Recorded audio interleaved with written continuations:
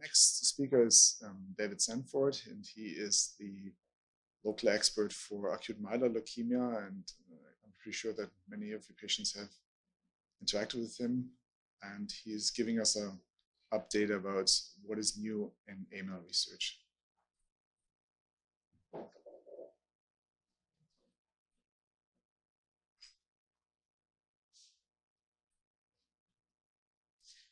So thanks again for inviting me to speak at this conference. It's a real honor to be here, and it's also great to hear about everyone, all of the patients' different stories and experiences, and get a different take on things. And so I was going to mostly focus on what we're actually doing with research in AML here in BC specifically. So it's less of a general overview about what's going on in AML globally and the rest of Canada. So if people have more questions around that later on, then I'm happy to kind of be around during the break and chat with people. And so I was going to focus on three different kind of areas of research here in BC. The first is basic science research, or research that's really focused on trying to understand what's happening in the leukemia, what causes the leukemia, and why it survives despite treatment. And then I'm going to talk a little bit about some of the translational research that we're doing here, which is the idea where we're trying to bridge what people do in basic science research in the lab, in animal models, and in cell models, and try to move that into better ways around diagnosis and also treatment of AML. And then finally, I'm going to talk about some of the clinical research that we're doing right now or are planning to do, and that mostly focuses on clinical trials that we're going to be offering. So I'll start with the basic science component. So one important area where we've contributed here in BC is understanding AML as a stem cell disease. So stem cells are what I often think of as baby cells. So they're very immature blood cells, and they can actually mature into multiple different types of mature blood cells, like red blood cells or white blood cells or platelets. And they are not, they don't have a specific fate. So they can mature into any one of these cells. And AML cells look a lot like stem cells, but we know that they are not. And one of the important things to note about AML is that when we treat AML patients, especially with intensive chemotherapy up front, we see that a lot of patients will enter a remission. And a remission means that when we repeat a bone marrow exam, we don't see signs of acute leukemia or acute myeloid leukemia. But we know that still in a significant proportion of patients, unfortunately, the disease will return. And this relates to our understanding of AML as a stem cell disease. So when we're giving chemotherapy to patients and we're killing off leukemia cells and putting it into a remission, unfortunately, we may be only killing off some of the cells, but not the important cells like the leukemia cells, which are the actual leukemia stem cells, which are the ones that are actually driving relapse in this situation.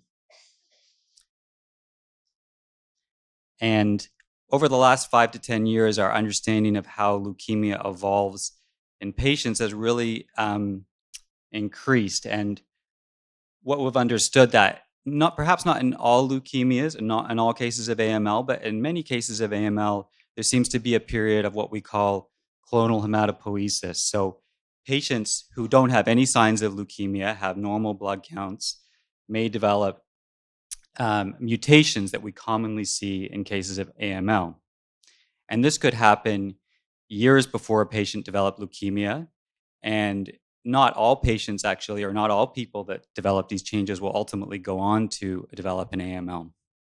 And so there's a sort of dormant period where the AML there's a sort of a fertile ground or a potential to develop AML, but the disease actually isn't present yet.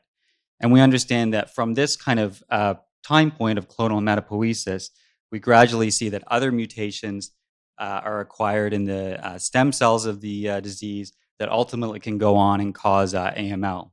And this isn't a straightforward continuum. And so by the time patients actually develop AML, you're often not dealing with just one type of leukemia, but you may be dealing with a whole population of different leukemia cells. And some of these cells may be sensitive to one type of chemotherapy or treatment, and some may be sensitive to another. And that's really where the challenge, I think, lies in a lot of AML cases. And so when we see a patient go into remission with chemotherapy, but then unfortunately, if the disease comes back later on, we may actually see one population of AML cells pop up later on. And this is our job as clinicians and researchers, is to figure out, well, how are we actually going to target the cells that are coming back later on and killing off the leukemia stem cell?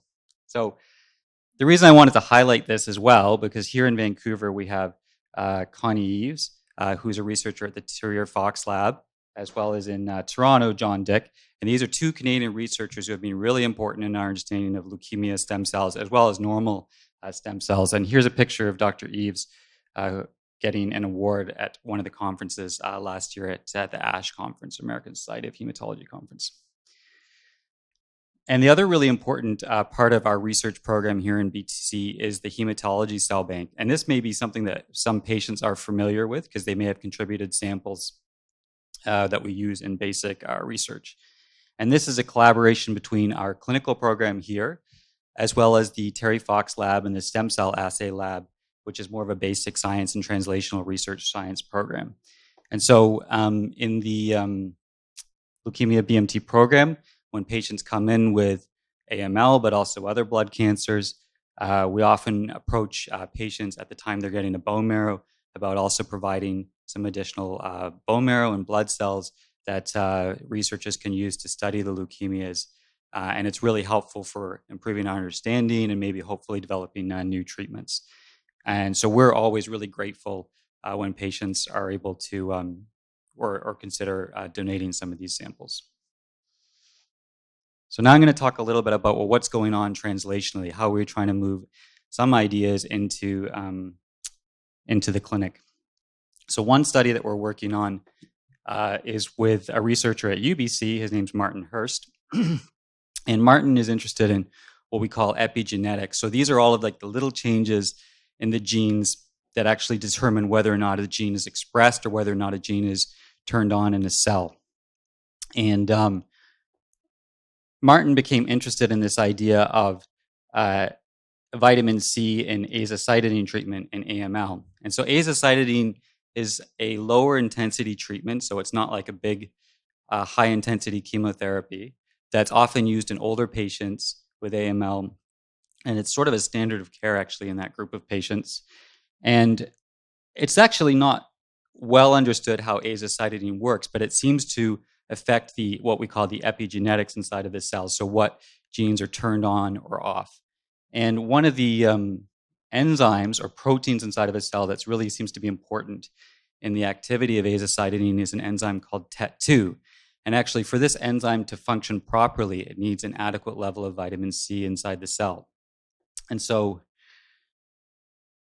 people have done studies in like petri dishes, but also in animal models, and they find that when they add vitamin C in the presence of azacitidine, at least in these animal models and other models of leukemia, the activity of azacitidine seems to be improved. And there's been other research that shows that actually vitamin C levels, vitamin C deficiency, which isn't really common in the general population, possibly is more common in patients undergoing treatment for blood cancers. This is one single study. And so right now we're doing a study where we're trying to collect blood samples from patients that are undergoing treatment with azacitidine and measure vitamin C levels to see, hey, is this finding really real? And do patients actually have vitamin C deficiency? And maybe this is an area that we could exploit and try to improve the effectiveness of azacitidine treatment.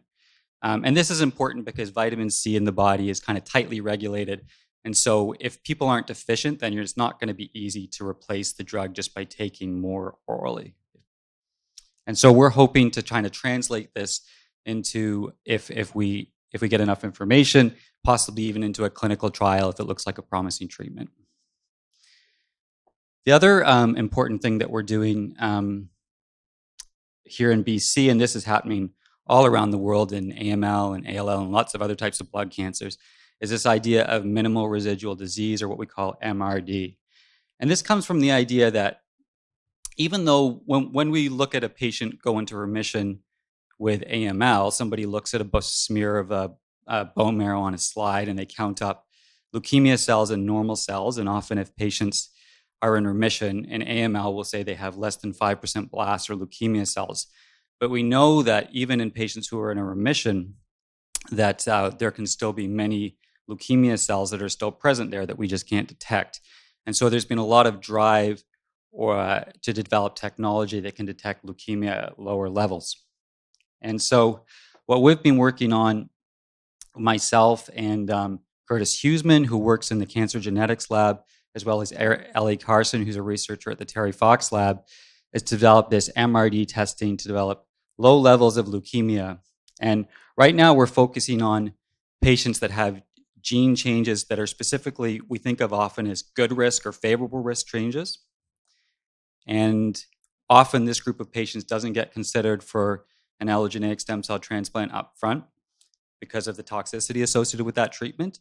And so we're hopeful that if we can develop testing for this group of patients where we can detect low levels of leukemia, that maybe we can make a more informed decision around transplant in patients that maybe aren't really in a deep remission or possibly some other treatment. And so finally, the last things I'm going to focus a little bit on are some of the clinical research or the clinical trials that we're doing here in Vancouver. And this is not an exhaustive list of all the different trials that might be available all around Canada in AML. And so the first thing I want to talk about is a gene called FLT3. And there's been a lot of work in developing FLT3 inhibitors in AML. So some people who are familiar with an AML in the audience may have heard of these. And FLT3 is a gene, and this gene encodes a receptor on the surface of the cell. So it's sort of like a signaling, it provides a survival signal for the cell. And in AML, we see mutations in this FLT3 gene, and it's actually one of the most common mutations in AML. About 30% of patients might have a FLT3 mutation, which is pretty common for AML because some of the mutations are pretty rare.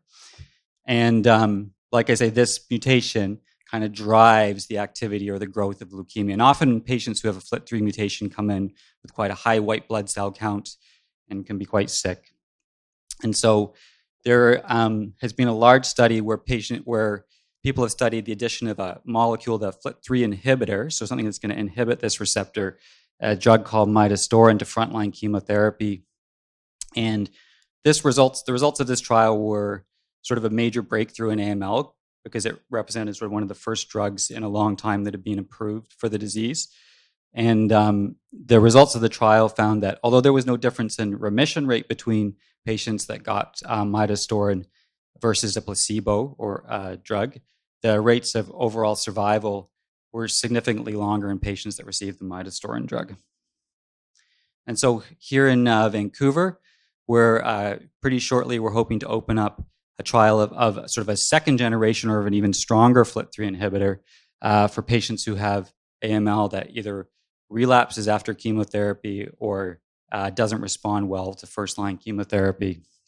And this is a drug that's actually already approved and available in the FDA, but not yet in Canada. So this is actually what we call a phase 4 clinical trial. So it's already gone through and shown that the drug has some efficacy relative to a standard of care, but they're interested in studying what are the real-world results in a larger population of patients and learning more about the side effects. And I think this will be an interesting trial that's being led by Dr. Maurice Power here to try to give us more access to this medication until we see an approval here in Canada.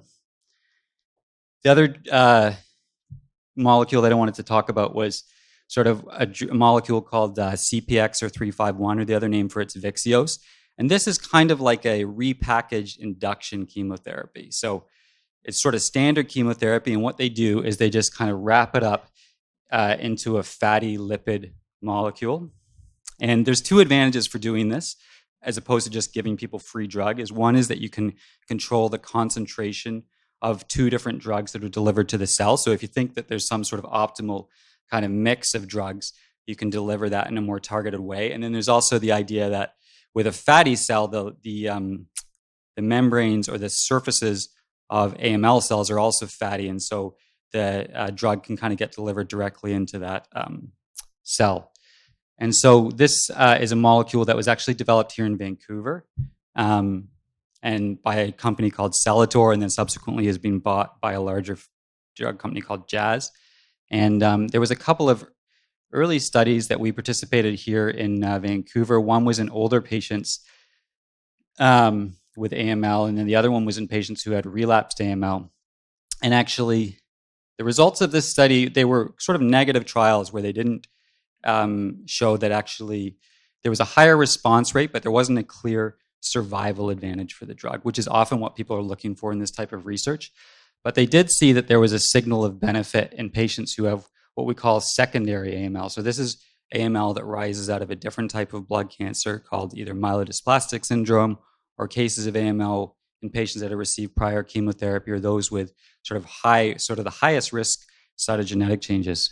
And so subsequent to that, there's actually been a study of this drug in patients that have that secondary AML or those really high risk changes compared to standard chemotherapy. And this study did show a higher CR rate as well as a better overall survival. And particularly in patients that went on to a stem cell transplant after the treatment, the survival was actually, for this high risk group of patients, pretty good and seemed like a real step forward. And so Dr. Donna Hogue, if people know, this doctor unfortunately recently retired. She actually pioneered a lot of these trials here in Vancouver, and we have a trial of this drug where it's available for patients with MDS and AML. And the purpose of the trial is actually to study what's the effect of having abnormal kidney function on the drug levels and the efficacy of the drug. And sometimes we see that in older patients with AML where not everybody has a normal kidney function. We want to make sure that the drug is safe. So the other clinical trial that we have available is something called an E-selectin inhibitor, and it's targeting the microenvironment. And one of the things that you notice in AML research is that although as clinicians we often think, well, these cells are so hard to kill inside the body, AML cells are so hard to kill inside the body, they're actually quite hard to grow inside like of a dish. So it's sort of this unusual paradox where the cells don't survive very well, and AML cells are probably quite reliant on what we call the microenvironment. So this means all the other cells in your bone marrow and body that are providing nutrients and signals to the cell to survive, actually, and they probably manipulate and take advantage of the rest of your bone marrow cells. And so Dr. Kuchenbauer is leading a randomized trial of a drug called uproleselan, and this is an E-selectin inhibitor. And this is a drug that targets the microenvironment. E-selectin's sort of what we call an adhesion molecule. So it's on the molecule on the surface of cells in the bone marrow, and AMLs can bind to this molecule, and it's important for the AMLs to traffic and survive in the bone marrow. And there seems to be an early signal from early trials that this drug might be associated with a higher response rate in intensive chemotherapy, but also might actually prevent some side effects in terms of mucositis or damage to the lining of the mouth and the gut. And so this is going to be a trial that's available in patients that haven't responded well to upfront chemotherapy or if the disease has come back. And then for the final two slides, I was going to talk a little bit about a drug called venetoclax. And this is a pill. It's a new drug that's also been approved in the US, and hopefully we're going to see that it's going to be approved in Canada as well. And it's mainly targeted for patients who have AML, who are older and aren't eligible for intensive chemotherapy. And usually in this group of patients, I mentioned that we use this azacitidine drug, but this drug is not that effective, and the response rates are not that high, and not all patients will respond to it. And so this venetoclax drug is what we call a BCL2 inhibitor, and basically it triggers cell death. It sounds sort of like an obvious fact, but one of the problems with AML cells is that they don't die normally, or they don't undergo what we call apoptosis or programmed cell death. And BCL2 is a molecule that actually is what we call like an anti-apoptotic molecule, or gives signals to the cell to survive. And this venetoclax drug actually binds to this molecule and allows the cells to die, and it seems to be overexpressed in AML cells. And there's been a single-arm studies that have done mostly in the US with azacitidine and venetoclax or azacitidine or low-dose cytarabine, which is another type of chemotherapy. And the response rate is much higher with the combination than just azacitidine alone, about 2 times higher. And also the overall survival and the duration of remission seem to be quite long. And usually with azacitidine, we don't see, like there's a tail in survival curves. So we usually don't see the survival curve flatten off. But this is sort of a really interesting thing in this trial where we actually see that there may be a number of long-term survivors with this treatment. And so we're hoping to do a randomized trial of, this is not Donna Hogue, actually. So this is Sujatha Narayanan. I did some copying and pasting last night. I was tired. And so she's hoping to lead a study of maintenance azacitidine with venetoclax, this combination actually in patients following a stem cell transplant. One of the problems with stem cell transplant, we think of it as the best therapy right now to prevent relapse in AML. But still, relapse is a major problem even after transplant, especially in the highest risk patients. And so the idea is that can you give some kind of maintenance, especially early on after the transplant when the immune system is just kicking into gear, that can prevent that relapse. And so that's the purpose of this trial. And then I'm also going to hopefully open up a trial for older patients with AML where we're taking this azacitidine venetoclax backbone and we're adding what we call a checkpoint inhibitor. And a checkpoint inhibitor is a new class of drugs that's used actually a lot in solid cancers, and it's approved in some solid cancers like melanoma. And the goal of these drugs is actually to kind of activate the immune system, sort of like what Kevin Hay was talking about, where, part of the reason why people maybe develop cancer in the first place is that the immune system isn't doing its usual job. And these checkpoint inhibitors maybe allow T cells to hopefully recognize AML cells and see if this combination is any more effective than just the combination of azacitidine and venetoclax alone. And so this is obviously these projects obviously require a lot of collaboration between basic scientists and also the physicians in the program, but also lots of other people, so nurses, the research assistants, and obviously all of the patients and families that also take part in this type of research as well. And so I think that's my last slide.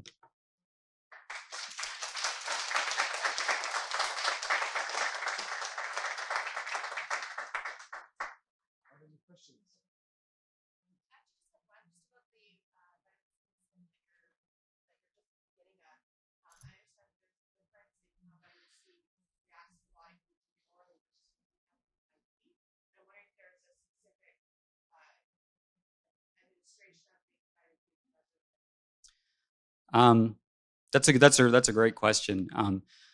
Because usually when you take, like most people in Canada who have a normal diet, or most people around the world have a normal diet, you wouldn't expect to be vitamin C deficient.